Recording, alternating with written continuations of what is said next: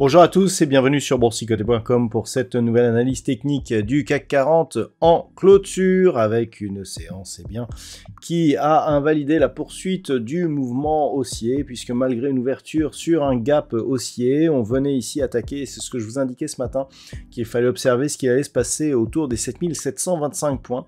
Eh bien on a tenté un franchissement avant l'ouverture de Wall Street qui a douché les espoirs justement de cette poursuite haussière. Puisque après l'ouverture, eh bien, on est rapidement redescendu. Ici, on est venu combler le gap qui était resté partiellement ouvert hier et on a clôturé donc en baisse puisqu'à 7675,62, eh bien, le CAC 40 perd ce soir 0,26% par rapport à la clôture de la séance précédente. Au niveau des indicateurs techniques, on a toujours une progression haussière au sens des histogrammes du MACD, un RSI qui reste neutre avec même une petite surchauffe ici d'un point de vue très court terme et des volumes anémiques, je vais y revenir, mais on est vraiment dans une phase d'attente ici avant les résultats des élections donc, qui sont prévus pour ce dimanche. Donc autant dire que dans ce contexte, on aurait eu du mal à franchir ici cette zone des 7725 points. Au niveau du palmarès des valeurs, eh bien, nous avons donc un CAC 40 qui est en baisse et on a quelques belles hausses, notamment Refin Scientifique qui gagne 4,38%, ST Microelectronics plus 2,21%. Derrière, Vinci, Dassault Systèmes ou Engie sont sur des hausses inférieures à 2%.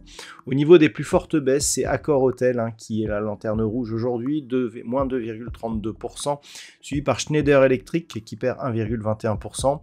Derrière, Air Liquide, Stellantis ou Safran sont sur des hausses légèrement supérieures à sur des baisses légèrement supérieures à 1%. Donc on revient ici dans cette configuration. Alors, je vous indiquais que la rupture ici de la zone des 7725 points pouvait confirmer ici une configuration en double bottom. On le voit ici, clac, mais eh bien, ça n'a pas été le cas puisqu'on a tenté ici un franchissement de cette zone, mais sans y parvenir. Donc, on repart ici à la baisse. Clairement, on a ici donc le gap lié à l'annonce ici d'Emmanuel Macron consistant à dissoudre l'Assemblée, gap qui n'a pas été comblé. On vient ici marquer un point bas. On a donc 7470, deux zones ici, et par rapport, je dirais, à l'accélération qui s'était produite ici, eh bien, une zone de résistance que l'on vient tester par deux fois aussi. Donc, on est ici dans un range qui correspond à une phase d'attente, justement, avant les résultats de ces élections. Donc, il est assez logique qu'on ait échoué ici à franchir ce niveau. On a failli avoir un gros signal de retournement, mais finalement, ce n'est pas trop le cas.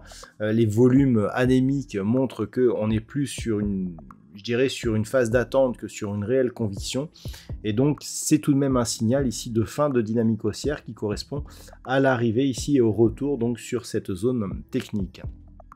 Avant d'aller plus loin, je vous propose une vue sur le CAC 40 en hebdomadaire pour constater que du point de vue de la configuration donc technique, on est toujours dans cette dynamique ici d'attente avec une bougie fortement hésitante.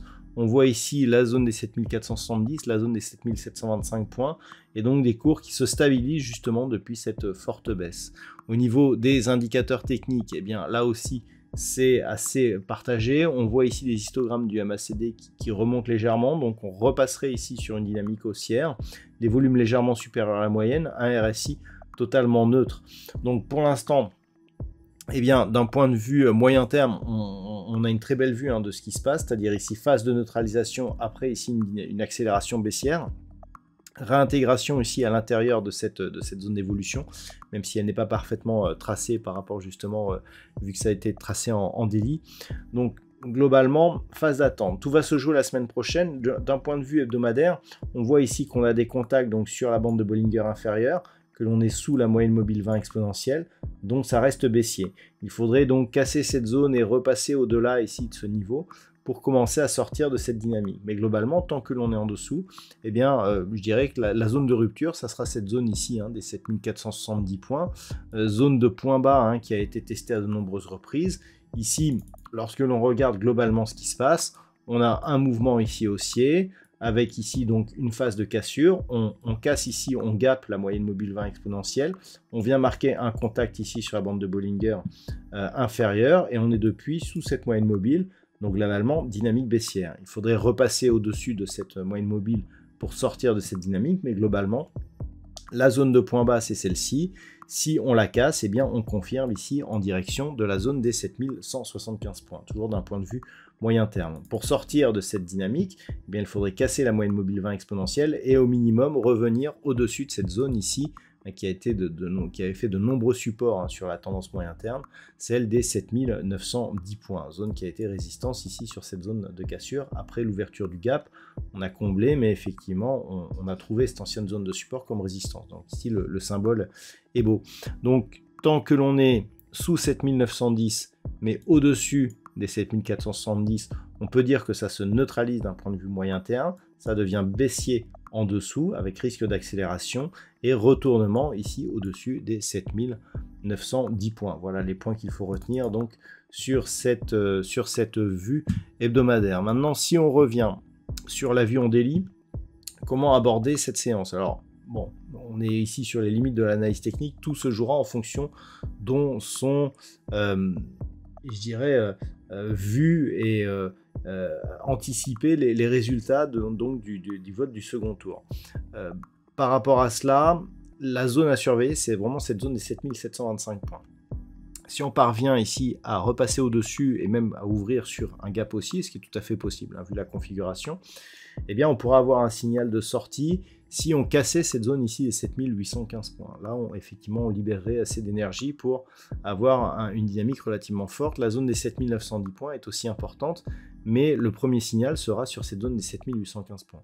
Si on est sous cette zone des 7725, voire même si on ouvre un gap baissier ici, globalement, eh bien, on s'attendra à une poursuite donc à l'intérieur de ce range, en s'attendant à ce qu'une cassure éventuelle de cette zone ici des 7470 points libère, je dirais, une dynamique baissière qui pourrait s'accélérer, auquel cas on aurait des objectifs qui seraient bien inférieurs.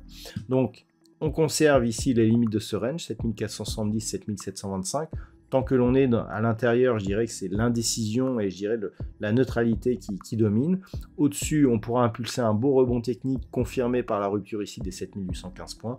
En dessous, risque d'accélération baissière en cas de passage sous la zone des 7470 points. Voilà donc ce que l'on peut dire sur cette analyse technique du CAC 40 pour cette fin de semaine. D'un point de vue statistique, nous avons une configuration qui nous donne assez peu d'occurrences, donc on serait sur une certaine neutralité, voire une petite baisse qui pourrait réapparaître, mais honnêtement, vu le peu d'occurrences et le peu de conviction que nous avons, autant dire que c'est très incertain du niveau des statistiques. Voilà donc ce que l'on peut dire pour aujourd'hui. Je vous souhaite donc de passer un très bon week-end. On se retrouve dès la semaine prochaine pour d'autres analyses techniques, toujours sur le site boursicoté.com.